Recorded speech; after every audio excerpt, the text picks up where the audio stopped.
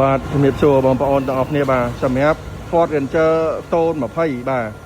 Ford Ranger Zone 20ឆ្នាំខ្ពស់បងប្អូនបាទទើបនឹងប្រើបាន5ឆ្នាំទេឥឡូវនេះគឺបញ្ហាខូច compressor បាទយកមកដល់កន្លែងខ្ញុំគឺ compressor អត់ដំណើរការទេយើងចាក់វាស់ភ្លើងមើលទៅគឺភ្លើង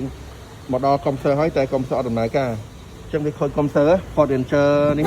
បាទឆ្នាំ2020ខ្ពស់បងប្អូនបាទឥឡូវ compressor ខូចបាត់ហើយអញ្ចឹងឡាននេះអត់មានឡោកទេប្រព័ន្ធវាស្អាតទាំងអស់អញ្ចឹងធ្វើការផ្លាស់ប្ដូរទៅ compressor តែមួយគ្រាប់គឺហើយជាការស្រេច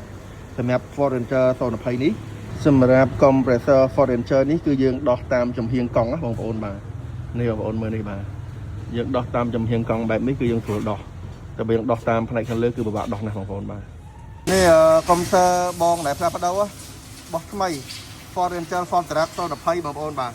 នៅគ្រឿងក្បាលឡានរបស់គាត់ដោះចេញមកនេះថ្មីនេះ original បងប្អូនបាទធានាជូនមក3ខែFord ផ្លាស់ប្ដូរ compressor ខូច compressor បាទអូខេបងប្អូនបាទឥឡូវនេះមកដល់ Highlander មួយគ្រឿងទៀតហើយបាទ Highlander ដោះលាង